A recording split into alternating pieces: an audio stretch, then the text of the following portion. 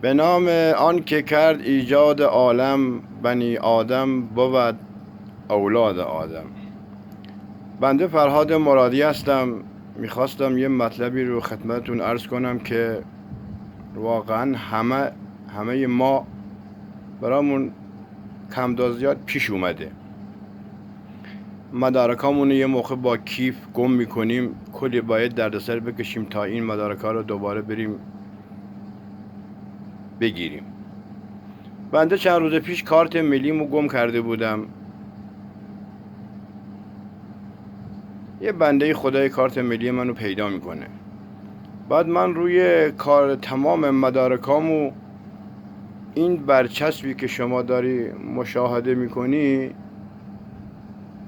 اینو من زدم. یابنده کارتی که مثلا کارت منو پیدا میکنه با گوشی خودش این شماره که روی کارت میبینیم مشکیه رو، اون شماره مشکیه رو به 3050-20 ارسال میکنه. چند دقیقه دیگه یا چند ساعت دیگه، اگر مثلا حالا نمیدونم خطا اگر شلوغ نباشه، واسه من یه پیام میاد که بله یابنده گوشی، یابنده کارت شما به این شماره تلفن مثلا تماس بگیرید. و بندم تماس گرفتم، طرف گفت بله پیش منه.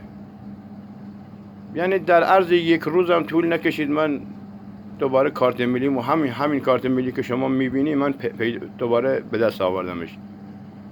بعد واقعا از شما هم خواهش میکنم که از این برچسبه ها توی اداره پست بکنم من تهیه کردم. یه برگش که بخری من نمیدونم حالا مبلغ ناچیزی هم بود، مبلغ زیادی هم نبود.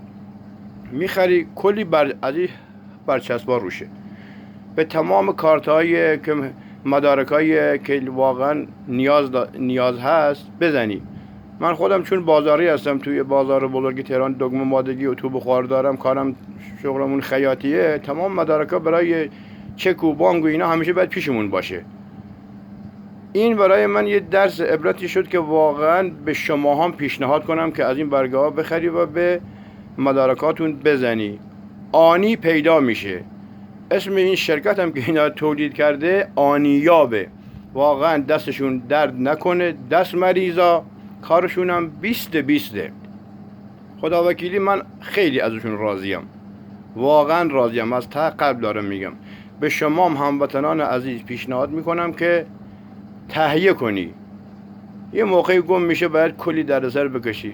این آنیاب سریعا یعنی یابنده کسی که کارت رو پیدا میکنه با گوشی خودش یه پیام به اون 3050-20 میده، سریع شمارش برای تو که گم کردی میفته، سریع یه تلفن یه تماس باش میگیری، کارتاتو یا مدارک هرچی داری میری ازش میگیری. واقعا دست آنی یاب درد نکنه برای این ایده جدید و نوعی که درست کرده. ممنونم از آنیاب و همکاران محترمشون. خدا نگهدارتون باشه.